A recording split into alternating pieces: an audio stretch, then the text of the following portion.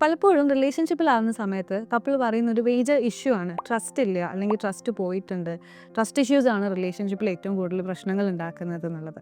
ഇന്നത്തെ വീഡിയോയിൽ നമ്മൾ ഡിസ്കസ് ചെയ്യാൻ പോകുന്നത്, നമ്മളൊരു ഹെൽത്തി റിലേഷൻഷിപ്പിലായിട്ടും അവിടെ ട്രസ്റ്റ് റിലേറ്റഡ് ആയിട്ടുള്ള കോൺഫ്ലിക്ട്സ് വരുന്ന സമയത്ത്, അല്ലെങ്കിൽ നിങ്ങൾക്ക് ട്രസ്റ്റ് ഇഷ്യൂസ് വരുന്ന സമയത്ത് നമുക്കത് എങ്ങനെ സോൾവ് ചെയ്യാം എന്നുള്ളതാണ്. ആദ്യം നമ്മൾ മനസ്സിലാക്കേണ്ട ഒരു കാര്യം എന്ന് പറയുന്നത്, ഈ ട്രസ്റ്റ് ഇഷ്യൂസ് എന്ന് പറയുന്നത് ഒരിക്കലും പെട്ടെന്ന് ഒരാൾക്ക് വരുന്ന കാര്യമല്ല. മോസ്റ്റ് ഓഫ് ദി കേസസിൽ ഇതൊരു ലേൺഡ് ആയിട്ടുള്ള പാറ്റേൺ ആയിരിക്കും.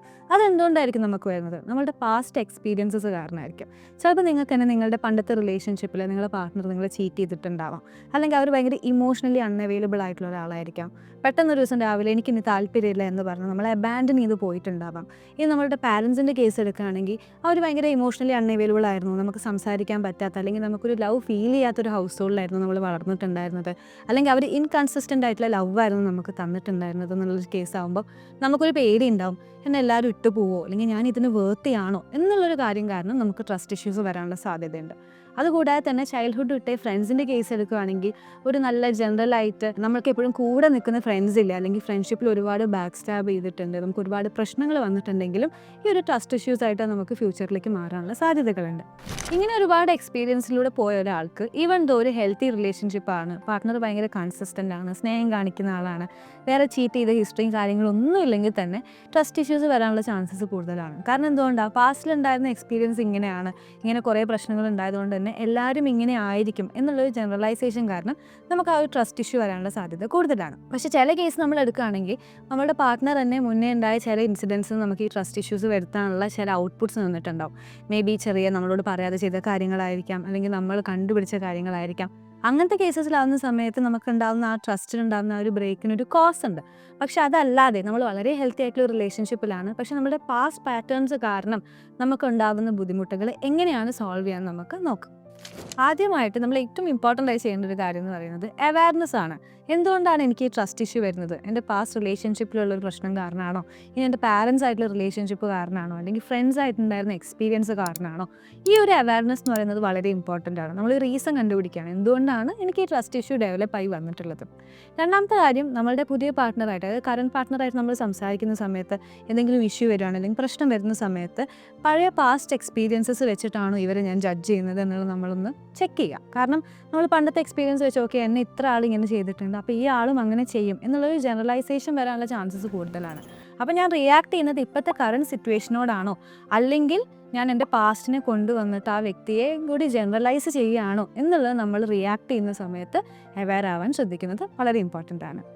അടുത്ത ഇമ്പോർട്ടൻ്റ് ആയ കാര്യം എന്ന് പറയുന്നത് കമ്മ്യൂണിക്കേഷനാണ്. നമ്മളെ പാർട്ട്ണറിനോട് നമുക്ക് പാസ്റ്റ് ഉണ്ടായ എക്സ്പീരിയൻസ് ഇതാണെന്നും ഇങ്ങനൊരു ബുദ്ധിമുട്ടുണ്ടായിട്ടുണ്ട്, അതുകൊണ്ട് എനിക്ക് ഈ ട്രസ്റ്റ് ഇഷ്യൂസിൻ്റെ ഒരു പ്രശ്നമുണ്ട് എന്നുള്ളത് കമ്മ്യൂണിക്കേറ്റ് ചെയ്യുക എന്ന് പറയുന്നത് വളരെ ഇമ്പോർട്ടൻ്റ് ആണ്. ആ കമ്മ്യൂണിക്കേഷൻ നടക്കാത്ത സമയത്ത് പാർട്ട്ണർ വിചാരിക്കുന്നുണ്ടാവും, ഞാൻ ഇത്ര നന്നായി നിന്നിട്ടും എന്തുകൊണ്ടായിരിക്കും എന്നെ ട്രസ്റ്റ് ചെയ്യാത്തത്, അവരെ ഇൻസെക്യൂർ ആക്കാൻ അതൊരു കാരണമാവും. പക്ഷേ ഇതാണ് എൻ്റെ കാര്യം, അല്ലെങ്കിൽ ഇതുകൊണ്ടാണ് എനിക്കിത് വരുന്നത്, I am working on it എന്നുള്ളൊരു കമ്മ്യൂണിക്കേഷൻ ഉണ്ടാകുന്നത് വളരെ ഇമ്പോർട്ടൻ്റ് ആണ്. പൊതുവേ ട്രസ്റ്റ് ഇഷ്യൂസ് ഉള്ള ആൾക്കാർ വേറെ ചെയ്യുന്നൊരു കാര്യമാണ് ടെസ്റ്റിംഗ് എന്ന് പറയുന്നത്. അതായത് ഇന്ന് ഞാൻ വിളിക്കുന്നില്ല, അവൻ എന്നെ വിളിക്കുമോ അല്ലെങ്കിൽ അവൾ എന്നെ വിളിക്കുമോ എന്ന് നോക്കട്ടെ, ഞാൻ ഒന്ന് ടെസ്റ്റ് ചെയ്ത് നോക്കാം, ഞാൻ അവരുടെ ലൈഫിൽ ഇമ്പോർട്ടൻ്റ് ആണോ എന്ന് നോക്കാമെന്ന് പറഞ്ഞിട്ട് പല ആൾക്കാരും ചെയ്യുന്നത് കണ്ടിട്ടുണ്ട്. പക്ഷേ അങ്ങനെയല്ല, കമ്മ്യൂണിക്കേഷൻ വളരെ ഇമ്പോർട്ടൻ്റ് ആണ്. ഞാൻ ഇമ്പോർട്ടൻ്റ് ആണോ അല്ലേ എന്നുള്ളത് നമുക്ക് ഡയറക്റ്റ്ലി തന്നെ ചോദിക്കാം, അല്ലെങ്കിൽ അതൊരു ഹെൽത്തി കോൺവെർസേഷനായിട്ട് നമുക്കൊരു അബാൻഡൻമെൻറ്റ് ഫീൽ ചെയ്യണം, അല്ലെങ്കിൽ അവരുടെ ഒരു ബിഹേവിയറിൽ ചേഞ്ച് ഫീൽ ചെയ്യുകയാണെങ്കിൽ ഡയറക്റ്റ്ലി തന്നെ അവരടുത്ത് സംസാരിക്കാനായിട്ട് ശ്രദ്ധിക്കാം. മൂന്നാമതായി നമ്മൾ ചെയ്യേണ്ട കാര്യം എന്ന് പറയുന്നത്, നമ്മൾ പാസ്റ്റിനെയും പ്രസൻറ്റിനെയും സെപ്പറേറ്റ് ചെയ്യാൻ പഠിക്കുക എന്നുള്ളതാണ്. പൊതുവെ നമുക്കുള്ളൊരു ടെൻഡൻസിയാണ് പാസ്റ്റിൽ ഉണ്ടായ എക്സ്പീരിയൻസസ് തന്നെയായിരിക്കും പിന്നെയും എപ്പോഴും ഉണ്ടാവുക എന്നുള്ളൊരു തോന്നൽ. അതായത് മുന്നേ ഉണ്ടായിരുന്ന റിലേഷൻഷിപ്പിൽ തന്നെ എൻ്റെ പാർട്ട്ണർ ചീറ്റ് ചെയ്തിട്ടുണ്ട്, അപ്പോൾ ഇയാളും എന്നെ ചീറ്റ് ചെയ്യാനുള്ള ചാൻസസ് ഉണ്ട്.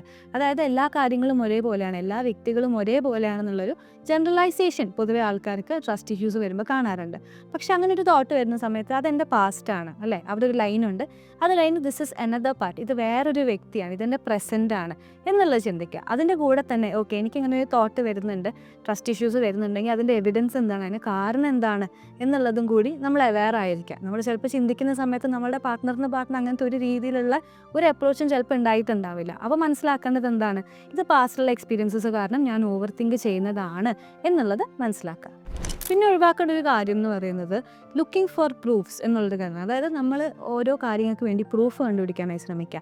ഓക്കെ, ഇന്ന് ഞാൻ മെസ്സേജ് അയച്ചിട്ട് 5 മണിക്കൂർ ലേറ്റ് ആയിട്ടുണ്ട് റിപ്ലൈ, അല്ലെങ്കിൽ ഇന്ന് വിളിച്ചപ്പോൾ ഒരു 10 മിനിറ്റ് ലേറ്റ് ആയിട്ടുണ്ട് ഫോൺ എടുക്കാൻ, അല്ലെങ്കിൽ ബിസി ആയിട്ടുണ്ട്, അപ്പോൾ അതിൻ്റെ അർത്ഥം എന്താ, ആൾ എന്നെ ചീറ്റ് ചെയ്യാണ് എന്നുള്ള രീതിയിലേക്ക് പ്രൂഫ്സ് തെരഞ്ഞു പോകുന്ന കാര്യങ്ങൾ നിർത്താം. അപ്പോൾ നിങ്ങൾക്ക് അങ്ങനെ എന്തെങ്കിലും ഒരു തോന്നിയിട്ടുണ്ടെങ്കിൽ അവരോട് ഡയറക്റ്റ്ലി ചോദിക്കുക. അതായത് ഞാൻ വിളിച്ചപ്പോൾ ഇങ്ങനെ ബിസി ആയിരുന്നല്ലോ, എന്തായിരുന്നു, അല്ലെങ്കിൽ എന്തുകൊണ്ടായിരുന്നു റിപ്ലൈ തരാഞ്ഞത്. അതായത് പ്രോപ്പർ കമ്മ്യൂണിക്കേഷൻ റിലേഷൻഷിപ്പ് എന്ന് പറയുന്നത് വളരെ ഇമ്പോർട്ടൻ്റ് ആയിട്ടുള്ള കാര്യമാണ്. നിങ്ങൾക്ക് പ്രത്യേകിച്ച് ഇങ്ങനെ ഓവർ തിങ്കിങ്ങിൻ്റെ ഒരു ഹാബിറ്റ് ഉണ്ടെങ്കിൽ. ഇനി ഈ പറഞ്ഞ കാര്യങ്ങളൊക്കെ ചെയ്തിട്ടും അത് റിലേഷൻഷിപ്പിൽ ഒരു ഡിഫറൻസ് കാണിക്കുന്നില്ല, പിന്നെ റിലേഷൻഷിപ്പിൽ ഇഷ്യൂസ് കൂടുകയാണ്, ട്രസ്റ്റ് ഇഷ്യൂസ് എനിക്ക് കൂടുന്നുണ്ട്, അല്ലെങ്കിൽ അതിലൊരു ചേഞ്ചും വരുന്നില്ല, ഞാനും എൻ്റെ പാർട്ട്ണറും നമ്മൾ ഡിസ്റ്റൻ്റ് ആവുന്നുണ്ട്, പക്ഷേ ആ റിലേഷൻഷിപ്പ് എങ്ങനെയും സേവ് ചെയ്യണമെന്ന് നമുക്കുണ്ട്, ഈ ഒരു പാറ്റേൺ മാറ്റണമെന്നുണ്ട്, പക്ഷേ എനിക്കിത് ഒറ്റയ്ക്ക് പറ്റുന്നില്ല എന്ന് നിങ്ങൾക്ക് തോന്നുകയാണെങ്കിൽ ഏറ്റവും നല്ലൊരു കാര്യം എന്ന് പറയുന്നത് ഒരു തെറപ്പിസ്റ്റിൻ്റെ അടുത്ത് ഹെൽപ്പ് സീക്കുകയായിരിക്കും. കാരണം നമുക്ക് പാസ്റ്റിൽ ഉണ്ടായിരുന്ന ഒരുപാട് എക്സ്പീരിയൻസസ് വളരെ ഡീപ്പായിട്ടുണ്ടാവാം, ആ ട്രസ്റ്റ് ഇഷ്യൂസ് അതുകൊണ്ടായിരിക്കും ഡെവലപ്പ് ആയിട്ടുണ്ടാവുക. സോ അതൊക്കെ ഒന്ന് മാറ്റിയെടുക്കാനും നമ്മുടെ പാറ്റേൺസ് ഒക്കെ മനസ്സിലാക്കാനും എന്നെ ഹെൽപ്പ് ചെയ്യാനും ഒരു തെറപ്പിസ്റ്റ് നല്ല രീതിയിൽ നിങ്ങളെ ഗൈഡ് ചെയ്യാൻ സാധിക്കും. ഒപ്പം 24/7 നിങ്ങൾക്ക് അവൈലബിൾ ആണ്. If you need help from a therapist, we are always there for you. ഈ വീഡിയോ ഹെൽപ്ഫുൾ ആവുമെന്ന് തോന്നുന്ന നിങ്ങളുടെ ഒരു ഫ്രണ്ടിന് ഷെയർ ചെയ്ത് കൊടുക്കുക. For more relationship and mental health related content, subscribe to our page. Thank U.